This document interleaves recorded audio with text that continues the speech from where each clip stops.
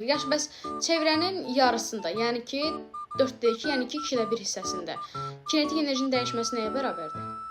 2R deməkdir. R plus R, 2R və 2R əsas ünsur, yəni n v kvadrat bölü 2-də yerinə qoyuruq. O da açılışanda olur. 4m kvadratı belə olmaq. 2m v kvadrat. Qafar, məsələn, nəyi soruşdum? Kinetikdir. Yox, sual nə verdim mən sənə? Verdiyim sual təkrar elə. Dəyişməsi. Aha, kinetik enerjinin dəyişməsi nə deməkdir?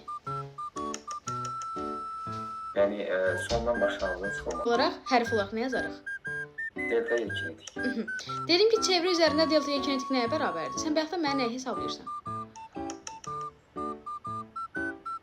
Sıfırdır. Çevrə üzərində kinetik enerjinin dəyişməsi sıfıra bərabərdir. Sən bayaqdan nəyi hesablayırsan? 4-də 1, 4-də 3. Biz o dediklərimi mən sənə keçmişəm. V-ni keçmişsiniz əvvəldən. V-ni keçmişik, sürəti keçmişik, bəli, yer dəyişməni keçmişik, gedilən yolu keçmişik. Amma biz kinetik enerjinin dəyişməsini keçməmişik. Yadında saxla, çevrə üzərində kinetik enerjinin dəyişməsi sıfıra bərabərdir.